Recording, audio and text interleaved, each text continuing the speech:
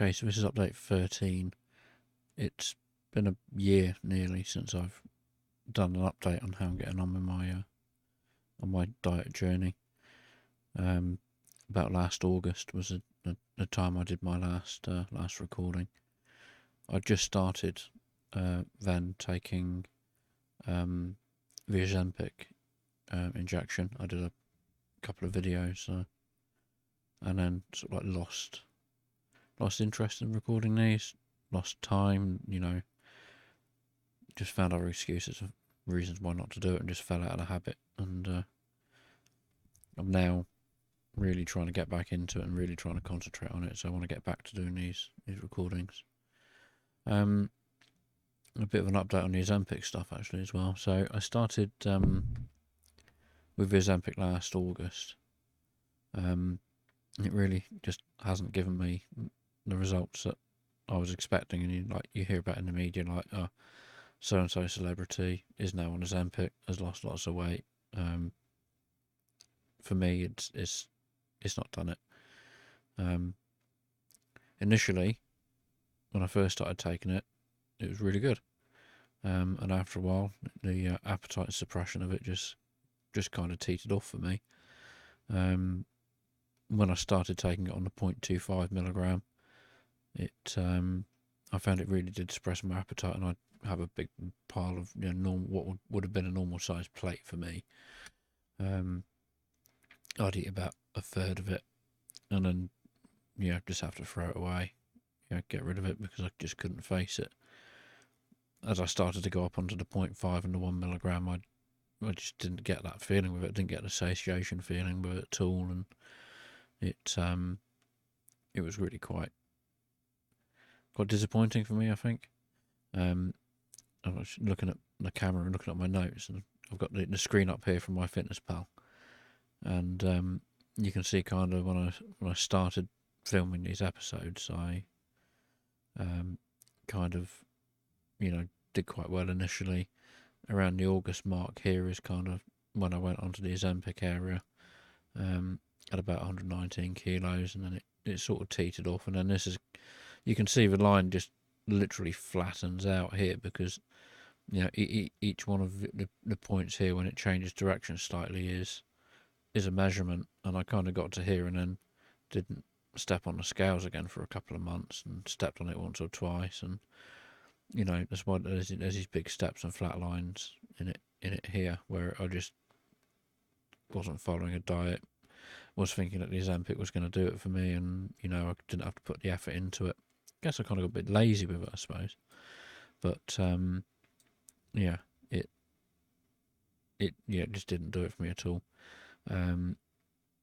So this kind of period of time here, when I stayed at about 119 kilos, that's kind of my life for the last kind of 10 months. Thinking, well, hey, if I'm getting this injection, I must be losing it slowly, And then, of course, you don't go to the doctor every month when you're on a prescription. You go like once every 3 or 6 months, if that. You just phone up and say, can I get a repeat prescription? Bang, there it is, And kind of thinking, well, I'm still feeling the same as I was, and it's just, I just wasn't getting anywhere with it. This last week I phoned up for a repeat prescription, and they said, well, there's a global shortage of Ozempic at the moment, and we're keeping it for diabetics. And it's like, well, that's okay, it's fair enough. Those are the people who actually need it for a medical reason. I was having it for what was supposed to be the side effect of it helping me to lose weight, which it wasn't doing. So I kind of thought, well, okay, so I need to get back to putting the effort into it myself, and which I've kind of been doing about the last 35, 36 days, last month or so, I suppose. I've got back into the MyFitnessPal, and I've been logging what I've been eating, and after 10 months here of just being on the Ozempic and expecting it to work magic, and it doing absolutely nothing for me because I wasn't putting the effort in myself, it's like, well, actually, me kind of just looking after myself and monitoring what I'm eating, logging it, being a bit careful, has had a bigger impact in 30 days than 10 months of an injection. So I think the Ozempic for me was kind of pointless, and I've lost a year when I kind of could have been concentrating on it a bit more. I don't know, would I have done? I don't know. Hindsight's a wonderful thing. Cost of injections was quite high as well, because it was for weight loss. You don't get it on a normal medical prescription. You pay for it in its entirety. For me, that was about £110 a month. £110 every 4 weeks. So it's essentially a waste of £1,000 that could have been spent on, other things, gym, if you go, or not, not wasting it really. So this is my MyFitnessPal, and if I go kind of up here, I've got a 36-day streak going on at the moment. 36-day streak, which isn't particularly bad. If I go and look at my report, I normally use it on my phone, so it's actually quite difficult to follow through on the website. If I go through and look at my net calories for the last 30 days, I'm on 1,000 calorie a day deficit. So the red line is my target. Most days I'm kind of under that. But if you kind of add 1,000 to it, that would be my normal, what do they call it, basal metabolic rate, is what you'd normally have if you're not going for a normal deficit anyway. So pretty much all but one day, I was under the what would have been a normal sustain my weight range, and then quite a few days I was actually well under my actual target weight. This day here I was away on a work trip, ended up at a party, so that is essentially a pure alcohol peak, which I'm not very proud of, but once in, what's that, 30 days, it doesn't happen every 30 days. If I go to 90 days, well, there won't be any data going back much further than 30 days anyway, so yeah. So that's not terrible. It's not the end of the world. I've been weighing pretty much every day. I've been away this weekend, so I've not weighed for a few days over this weekend, a couple of days before. I've been out for a fair number of walks and rides and things as well. If I go into my activities list here, all activities. Walking in Jersey. I've had the bike out a few times as well. I've been cycling on the e-bike.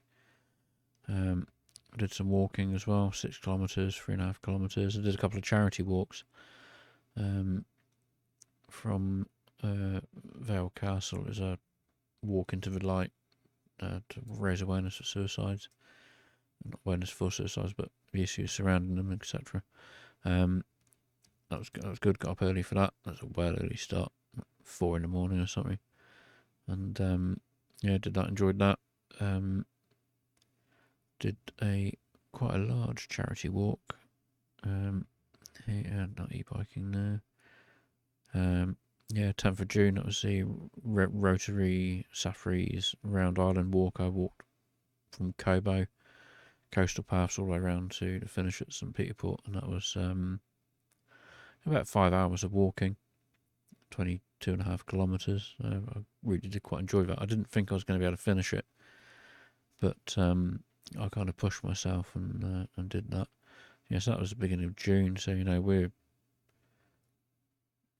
July now, a month after that, and I've lost a fair amount of weight in that month. If I go back and try and find my weight in here. Yes, 118.7, 119 kilos. Down to 11, so it's 8 kilos. So that's not too bad in the month. I kind of like to get back into swimming, but by the time you get to the swimming pool, get yourself ready, get in the pool, do an hour or half an hour, you've kind of lost 2 hours, 2.5 hours of your evening. So, with the outside weather and that being so nice, I want to get more of the cycling and the walking in. But I would like to get back into swimming. That might have to be something I'm doing in the winter. I'd like to get back into the gym, but again, you end up paying a membership and not going. I'd rather pay as you go. My daughter said she might like to come along as well, so if I get my daughter involved in it as well, and we might have it as an activity we can both do together. I don't know. So I get her an induction in the summer holidays, and she can go and see what it's all about, see if it's something she wants to carry on with. But yeah, when the weather's been nice, I've been taking a push bike to places, ridden in and out of town a few times, and if I had a meeting on in town, it's like, oh, I'll go on the bike because it's probably going to be quicker and easier. So yeah, a couple of short walks, did a couple of walks in Jersey, not massive ones, a kilometre. In fact, there's probably one or two I haven't actually, I might have not recorded, but I think I did 4 walks while I was in Jersey, but I've obviously only recorded 2 of them, so yeah. What else have I got on this? I did write a few notes about what I could go over. I just mainly written down about the Ozempic stuff in my notes, and that was about it. What have I been eating, I suppose?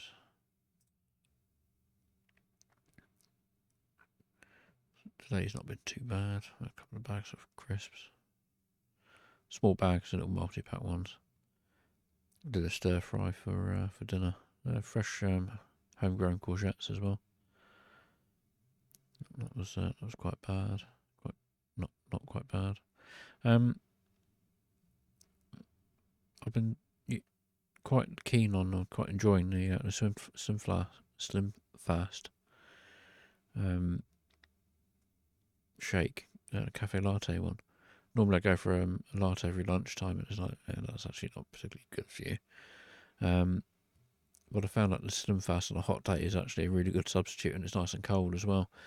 What I've been trying to do is keep my protein levels up as well, and that's helped me shift a fairly decent amount of weight, dropping the carbs and going on to the protein.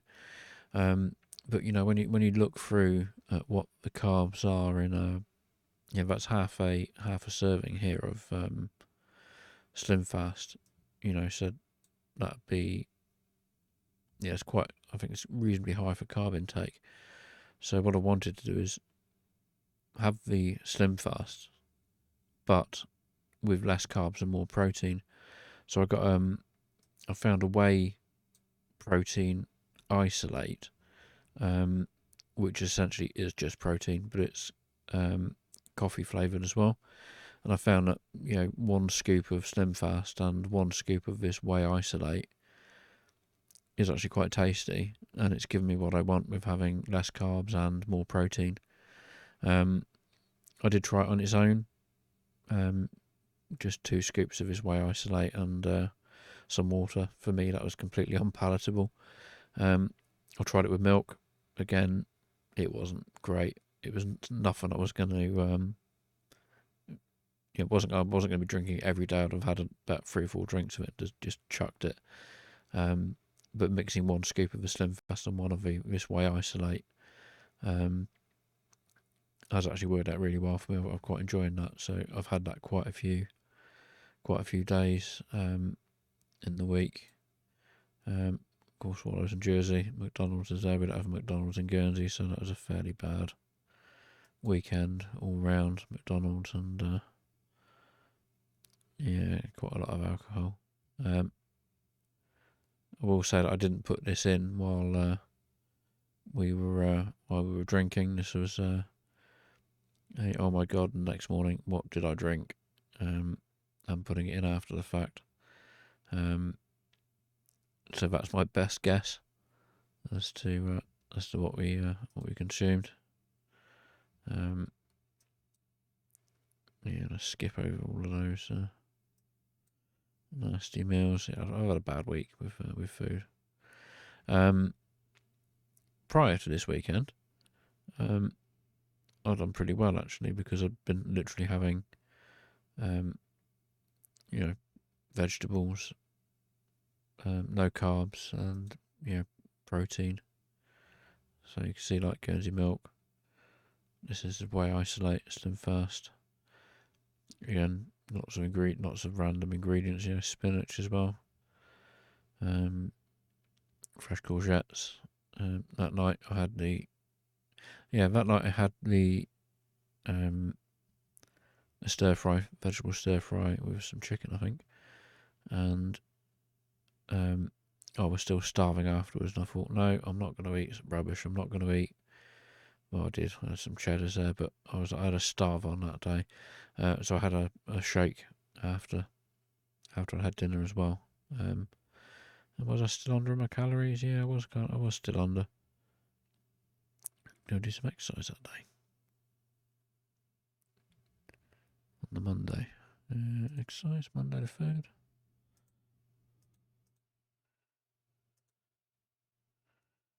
Yeah. Oh yeah, that's what I was hungry. I cycled. Did quite a bit of cycling. So that's why I had a bit of starve on. When you're in the app online on your phone, you can see all this on the screen. You don't have to keep on tabbing backwards and forwards. So yeah. So I don't know what are my goals for this week. Well, there's no more Ozempic, so I won't be having that.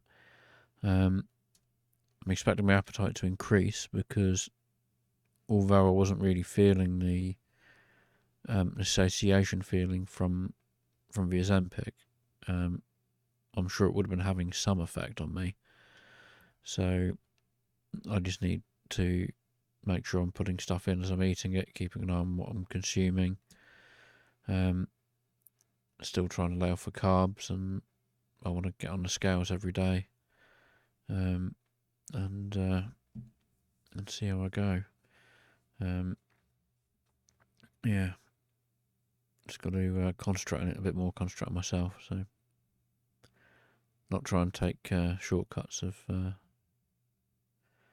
what seemed to be like an easy option. Just pay £100 a month for this injection, unless you lose loads of weight.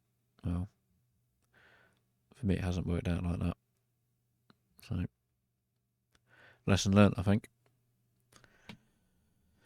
Yeah, okay. Well, that's it for today.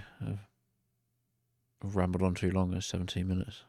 Well, I'm going to try and do an update next weekend as well. Try and get back into this as well. It might help to keep me a bit more honest. Which is what I set out to do when I said I was going to start recording these podcasts. Use it, try and keep myself honest. Need to keep that at the forefront of my mind, I think. Next week. See ya.